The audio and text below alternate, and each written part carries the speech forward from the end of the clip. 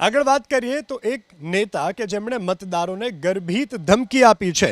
ચૂંટણી પ્રચારમાં ભાજપના નેતાએ મતદારોને આપી દીધી ગર્ભિત ધમકી। ધાનેરામાં ચૂંટણી પ્રચાર દરમિયાન ભાજપ નેતા ભગવાન દાસ પટેલે ભાજપને મત આપવાની વાત કરતા મતદારોને ગર્ભિત ધમકી આપી દીધી।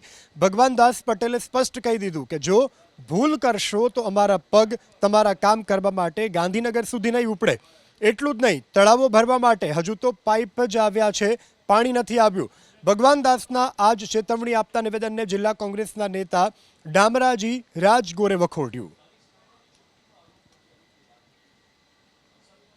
કોઈ પણ વાતમાં આવ્યા વગર મિત્રો પછતાવાનો વારો ન આવે અને વારે ઘડી ભૂલ કરીને તો તમારા કામ કરવા અમારા પગ ગાંધીનગર નહીં ઉપડે।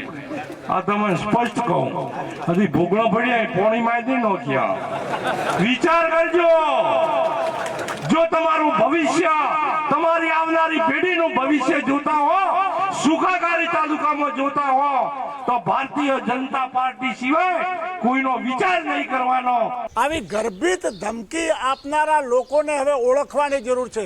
આ કોઈ તમારી ભારતીય જનતા પાર્ટીના કમળની પાર્ટીના પૈસા નથી, આ તો પ્રજાના પરસેવાના ટેક્સના પૈસા અને પ્રજાની મુશ્કેલીઓની માગણીઓનું જે રીતે પ્રજાએ માગણી કરી છે, અમારા જેવા વિરોધ પક્ષના લોકોએ તળાવો ભરવા માટેની ધાનેરા તાલુકામાં માગણી કરી છે અને સતત લડત કરતા રહ્યા છીએ।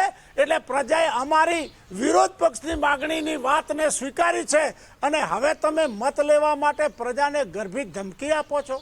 શરમ આવવી જોઈએ તમને। અરે તમે પાણી નહીં આપો તો આ પ્રજા તમને રોડ ઉપર ફરવા નહીં દે, આ પ્રજા તમને રોડ ઉપર નીકળવા નહીં દે।